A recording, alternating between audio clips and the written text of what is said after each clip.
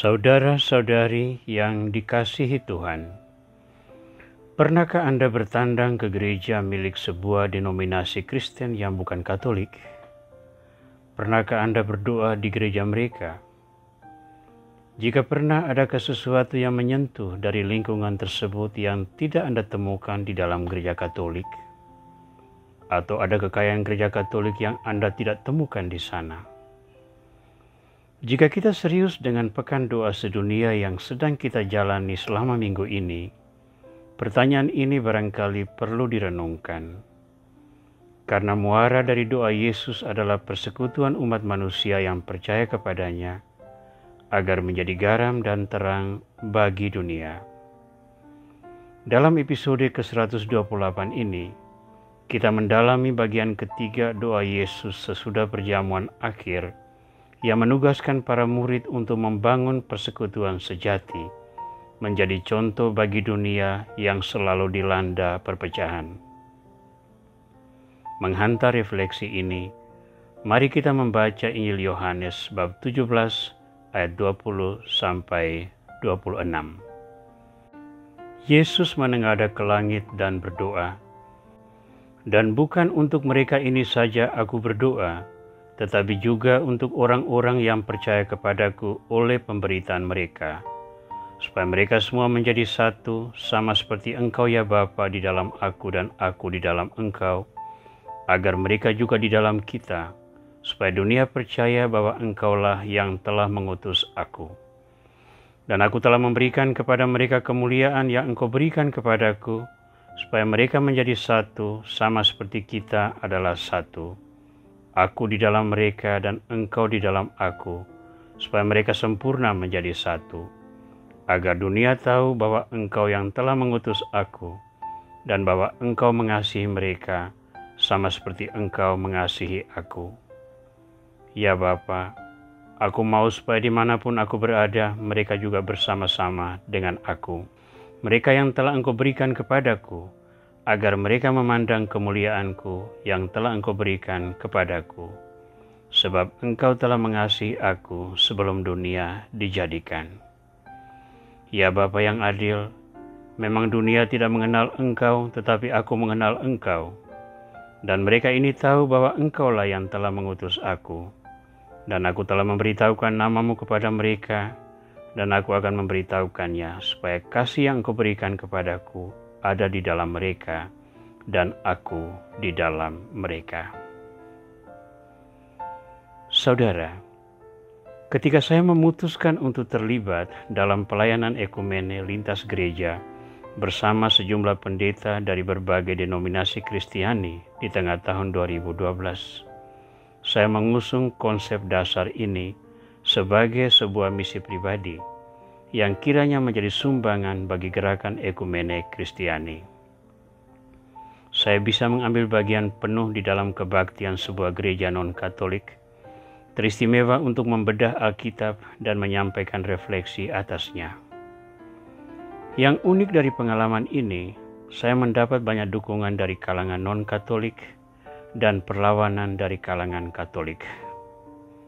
Namun karena yakin akan kehendak Tuhan di dalam gerakan tersebut, saya tetap setia menjalaninya, walau kadang-kadang harus bersitegang dengan pimpinan umat Katolik setempat. Saya menerimanya sebagai konsekuensi dari keyakinan ini.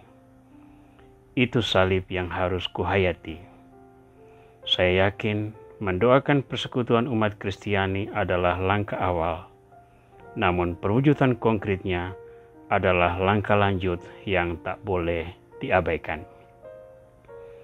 Dalam bagian ketiga dari doa Yesus dalam Injil Yohanes bab 17 ini, kita melihat visi Yesus tentang masa depan umat Allah.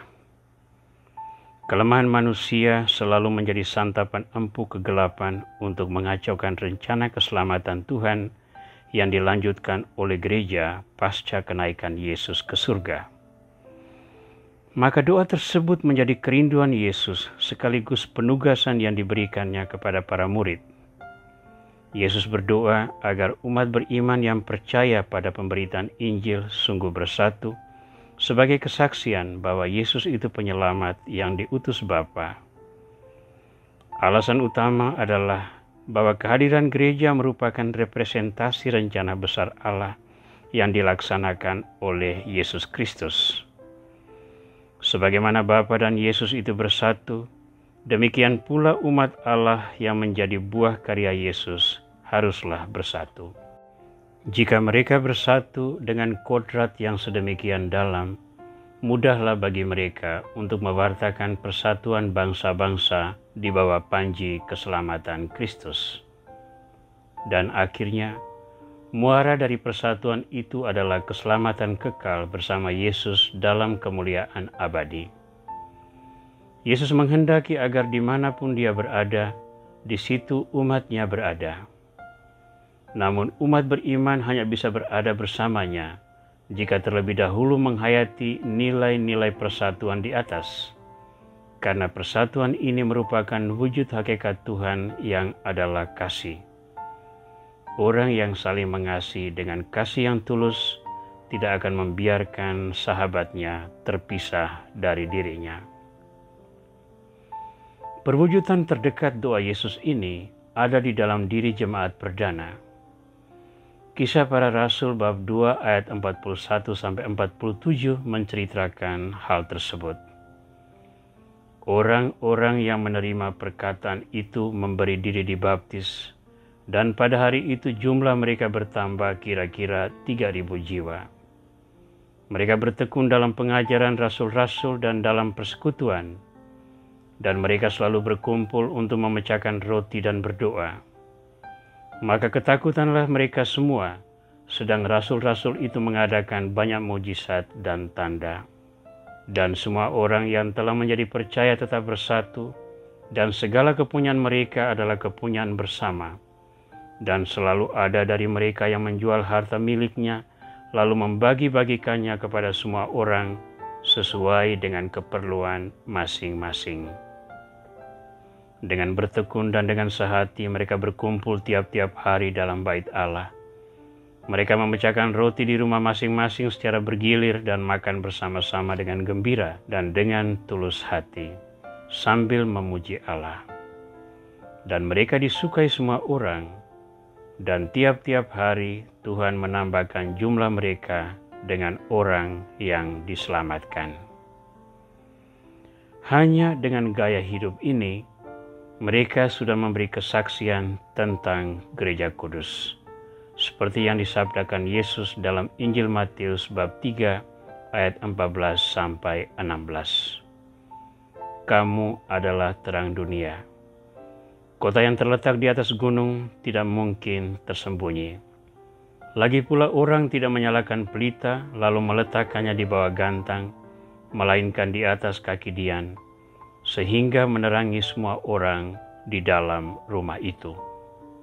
Demikianlah hendaknya terangmu bercahaya di depan orang, supaya mereka melihat perbuatanmu yang baik dan memuliakan Bapamu yang di surga.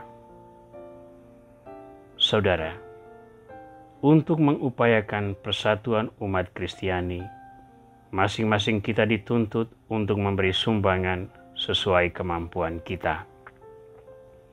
Jika Anda bisa dan punya kesempatan, jadilah pengkhotbah atau pengajar kasih dan persatuan bagi orang-orang lain. Jika Anda pengurus jemaat, doronglah umat untuk turut serta di dalam gerakan demi persatuan gereja-gereja kudus. Binalah kontak dengan sesama pengikut Kristus, walaupun kita berbeda dalam teologi, liturgi, organisasi, dan ajaran moral. Hindarilah kontak hanya kalau ada kebutuhan dan ketika ada kesulitan. Janganlah memupuk kecurigaan, tetapi belajarlah tentang mereka agar bisa memahami mengapa mereka berbeda dari kita. Carilah jembatan penghubung, hargailah perbedaan tanpa mencela. Namun ketika diperlukan, sampaikanlah kebenaran menurut iman Katolik tanpa takut dan ragu. Untuk bisa melaksanakan semua ini, kita perlu belajar rendah hati dan mengasihi dengan tulus.